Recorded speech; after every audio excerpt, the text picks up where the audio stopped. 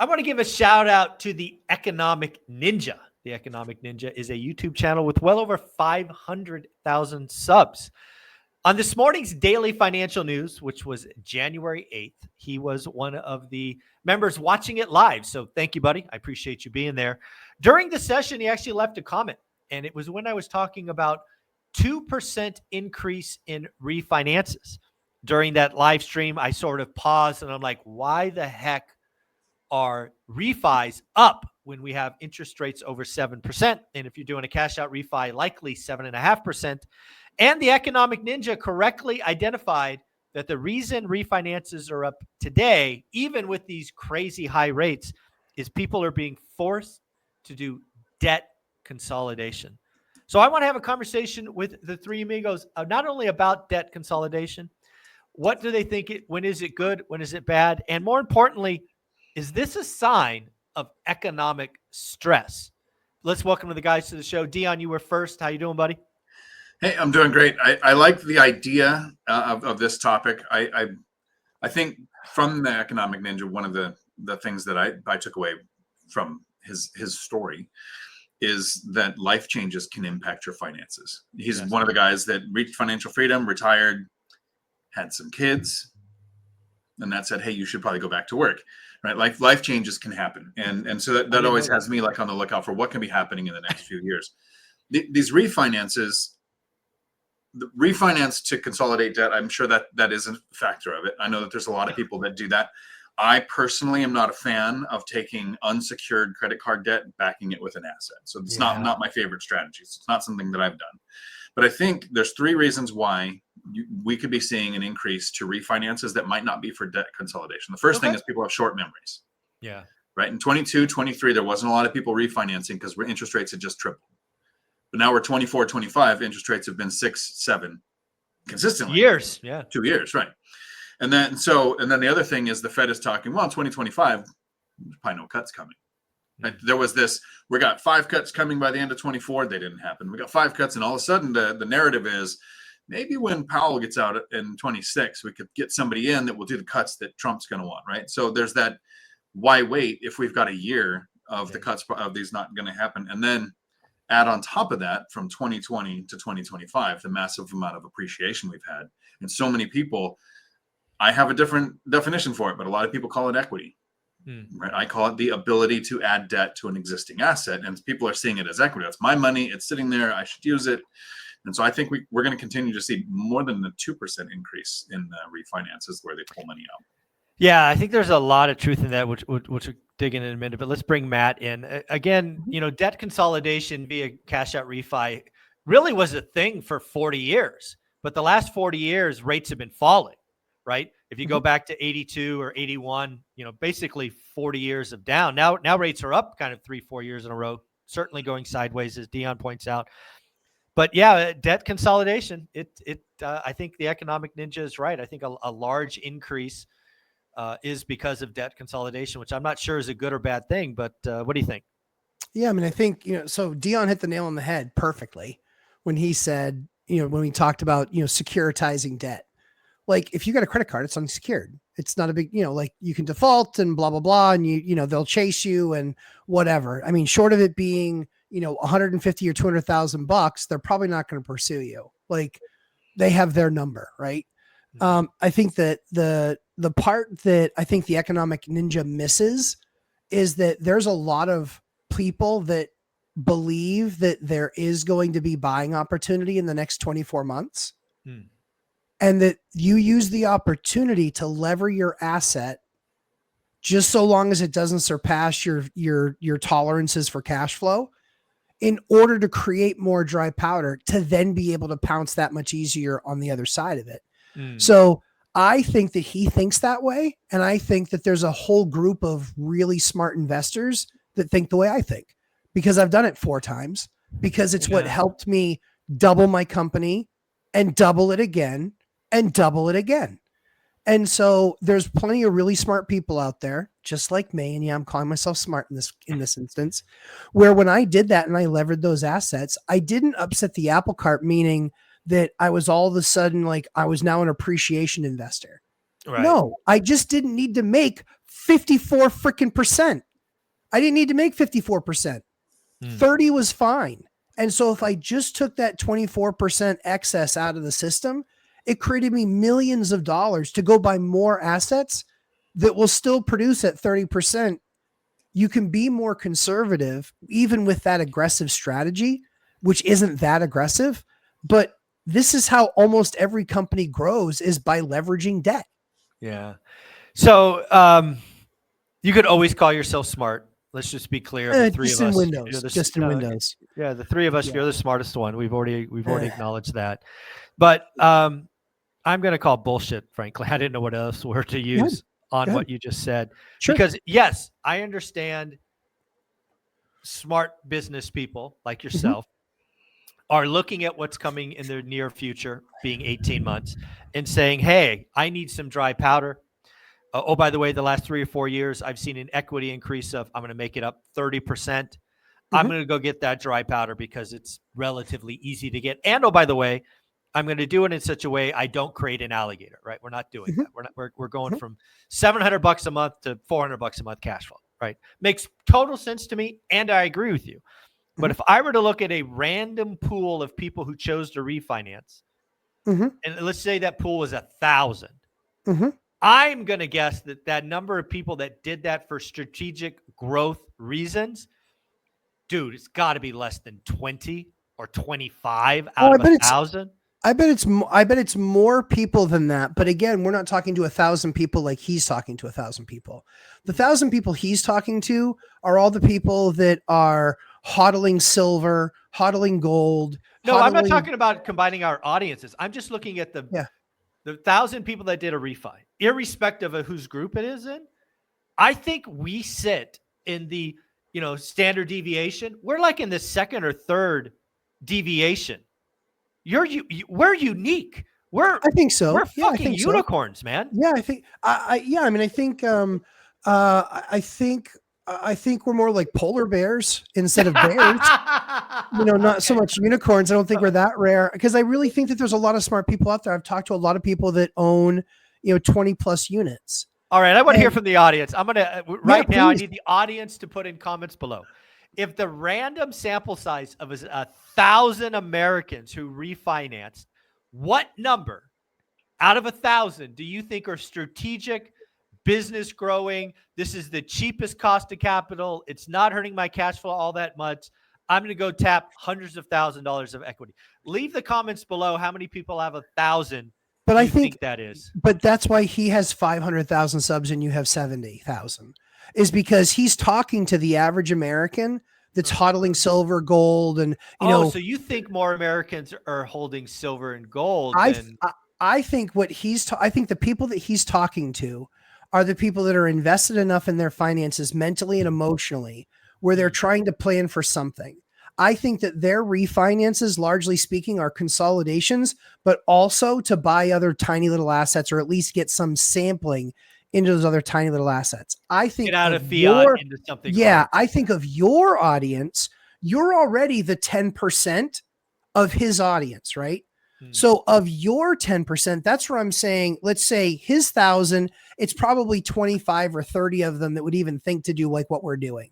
Of your audience and your 1,000 viewers, I think it's probably closer to 10%, 15% that would say, I'm going to lever, and then it's an appreciable number, right? I'm going to lever an asset to create debt, because again, you're 10% of that market. Right. And that's where I think for your numbers, for him, you're right. It's 2%, 3%. For your audience, it's probably 10 or 15. Okay. I could see that, right? If you take the subsets of our audience, I think that makes sense. Yeah, because I think that the other message that you're also giving too, and I don't want to be, I forgive me if I'm wrong. I think you would say, hey, if you've got one of those assets out there that you might own free and clear, if you're your size, you need to own some of those things free and clear. Yes. If you're 7 houses or 6, you don't need to own one necessarily free and clear. So go lever them up with 50% debt. Dion, I hope you're listening. Go lever them up with 50% debt and have a whole huge stack of dry powder for a year or two. In worst case scenario, pay it off. Pay it off. Yeah. Pay it off if it didn't pan out. So Yeah. for a few seconds there, you guys were kind of attacking each other, right? Mike, you Yeah. called bullshit. Matt, you Yeah. pointed out you got Thing was wrong. Yeah, I get it. penis size of count between the ninja and Mike. I don't want to miss out on attacking you guys, so I'm going to point out you're both wrong. Oh, Awesome. sweet Jesus. Of course we Because are. we come from different worlds. Mhm. The other day, Mike and I did a video where we talked about the people that you interact with, how much they make, and it was between 300,000 and 600,000. Spouses were 7 to 9, and Matt, you've worked in fields where that was normal. I'm from the 60,000 is success. Like if you make 60 grand, you're paying all your bills. You're probably gonna, you're not gonna be homeless.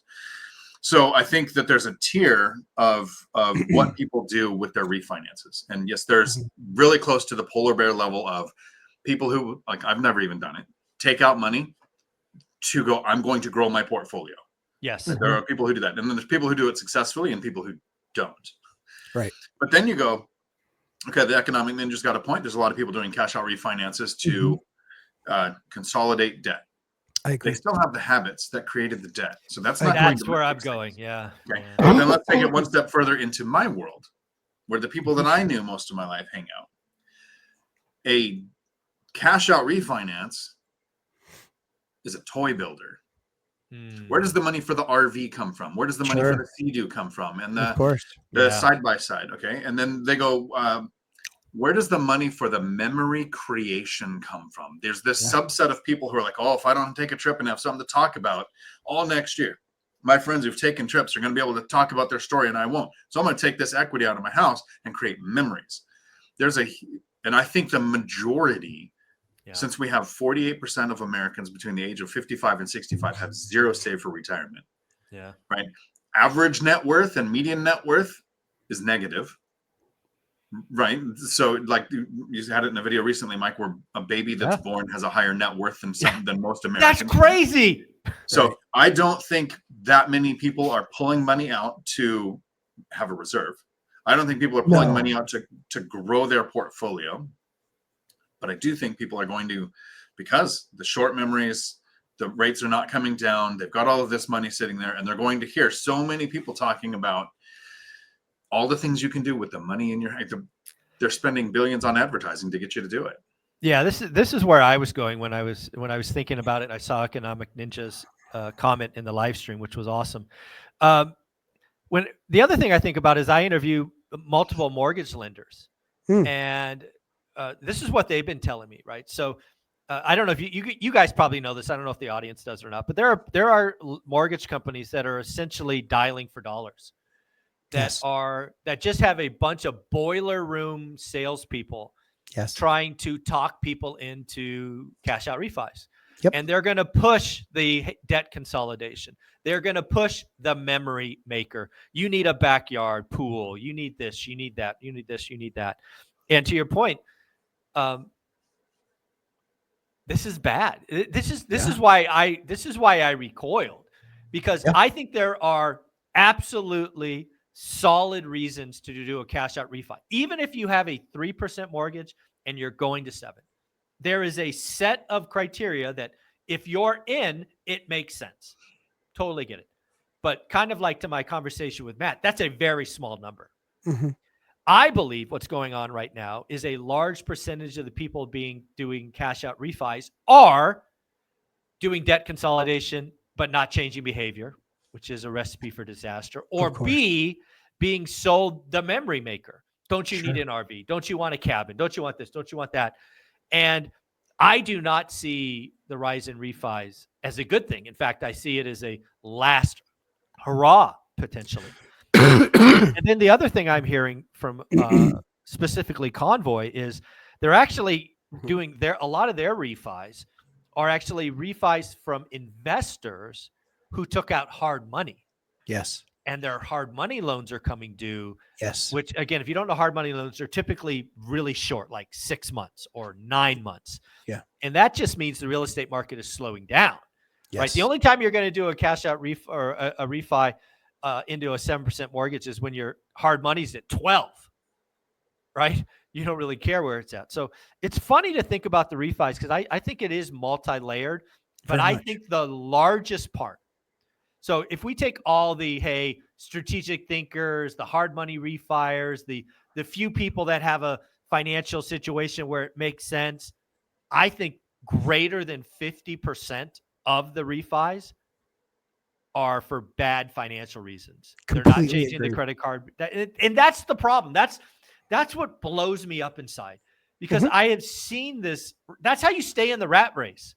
Yeah. Is you don't change behavior. And oh, by the way, you guys both brought it up in the opening. You are taking unsecured $18,000 in credit card debt and putting it on the most secure asset where your Right. kids sleep at night. Are you a freaking moron? I mean, what the hell are you doing? So that's why I kind of repulse when I read those numbers. Dion? Yeah, I think. Oh, Oh, sorry. Matt. Go ahead. No, go ahead. So I think the problem is, and for me, it almost always comes back to the same idea of it's really hard to remember what it's like to not know something. I had a call recently with somebody I would consider average American, right?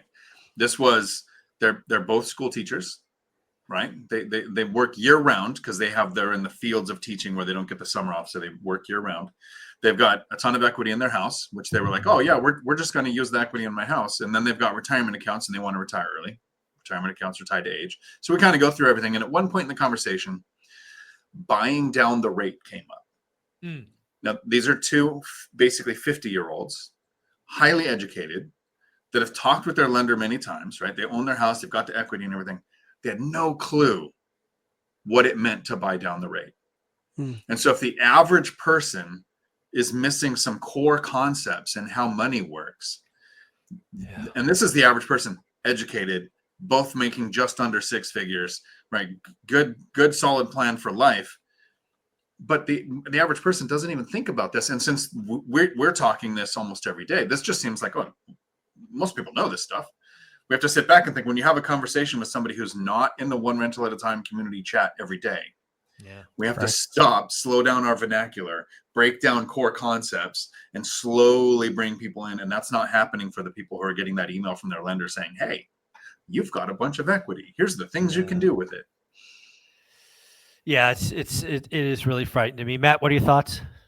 I mean, I think yes to all of the above. I think that probably 85% of the people that watch his channel that are kind of normal people are probably doing a refi with bad intentions, that are not going to do good things for them. I think on your channel, at least bad intentions financially. Again, because when you think about being the normal, like I'm going to get an RV or I'm going to. That's just a bad idea. I always just say fill in the stupid. Like, I'm going to take that $20,000 cruise or whatever. You don't need it. I'm sorry. You're not that important. You don't need that. You just don't need that right now.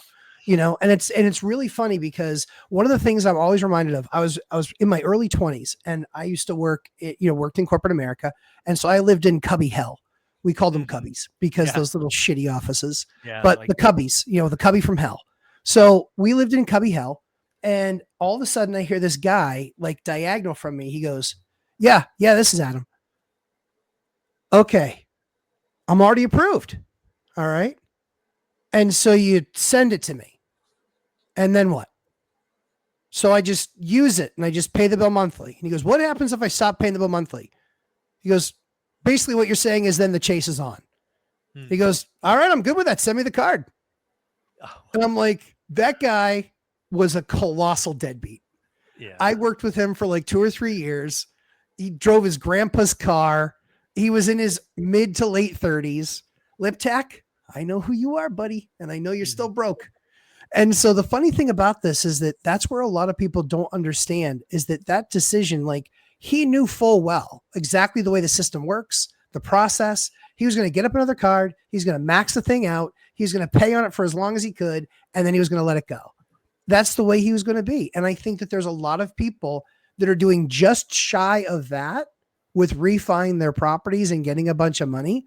I think there's people that are just shy of that are putting a second mortgage on their properties and levering up and taking 20 or 30% and then, doing the vacation, doing the RV, doing the, I always wanted this car. There's 3 markets that I've been watching for the last 2 years outside of real estate. 3.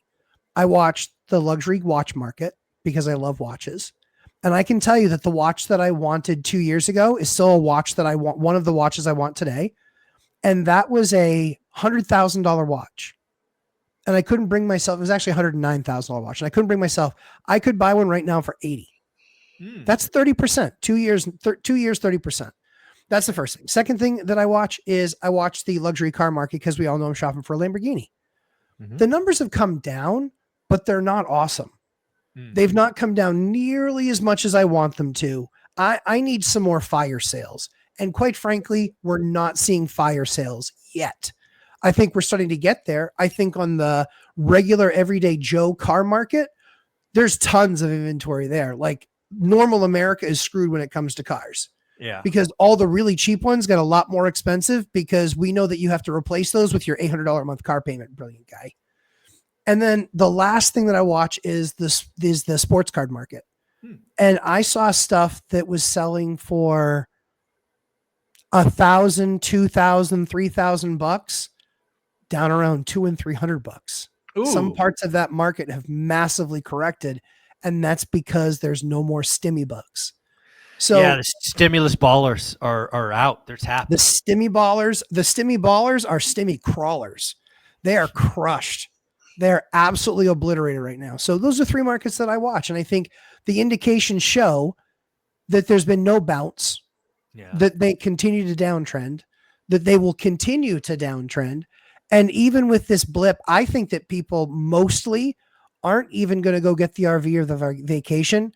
They're going to clear up their credit cards, and then they're going to be stupid for another 24 months. And there's not going to be that same equity to pull out of their house to pay them off again. Well, Dion, let's close with this because you actually came into this, this kind of building wealth journey in a hole, which started at $250,000, 300. which you were able to negotiate down to 83,000 or something to that level. The key to all of that is all of that debt was unsecured. Again, as we all opened, the problem is taking unsecured debt and putting on something that's secured against a physical asset.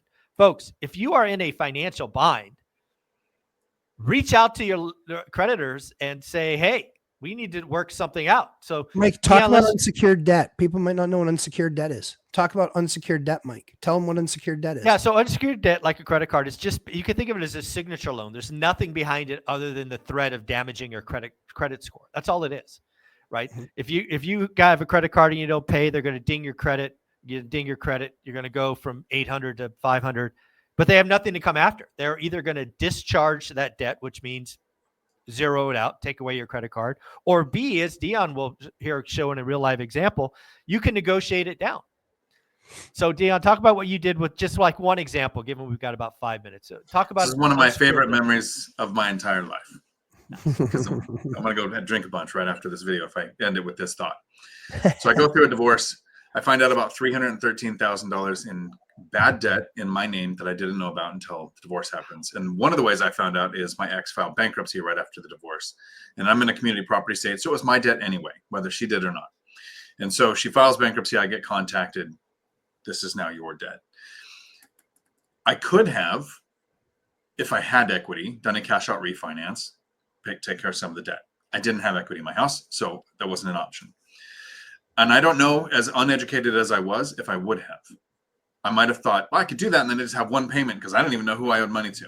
So I'm calling all the creditors and I'm going, okay, who are you? How do I pay it? What's the amount? Send me proof, whatever. And one of the conversations, the creditor said, your spouse, your ex, filed bankruptcy. Do you plan on filing bankruptcy? And I think the way he worded the question was, have you thought about bankruptcy? Because I had, and I was thinking, I'm in law enforcement. It's not an option. It'll be curricular. Right. So they said, because if you're considering bankruptcy, we would take 20% of what you owe. And most of them were 20 to 30%. So that was the range. Because it's unsecured, because they have nothing to go after. So I called all of them. I'm thinking about bankruptcy, right? That's a factual statement. It wasn't not true. Like I was thinking about it. And all but three took 20 to 30%. So 313 became 89,000 that I ended up having to pay back. Didn't do a consolidation loan, just made a list of here's the worst debt, here's the bad debt, tackled the worst debt first, made minimum payments on the bad debt, and then later the assets paid for the bad debt. But if I had done a cash out refinance, you have no negotiation power because if you decide I'm not going to make a payment, great, we're going to foreclose. Yeah. Guys, this is an amazing conversation. Shout out the Economic Ninja. If you ever want to come on my channel, buddy, let me know. I'm sure we can set that up. Dion, Matt, thank you so much. Thanks, Mike.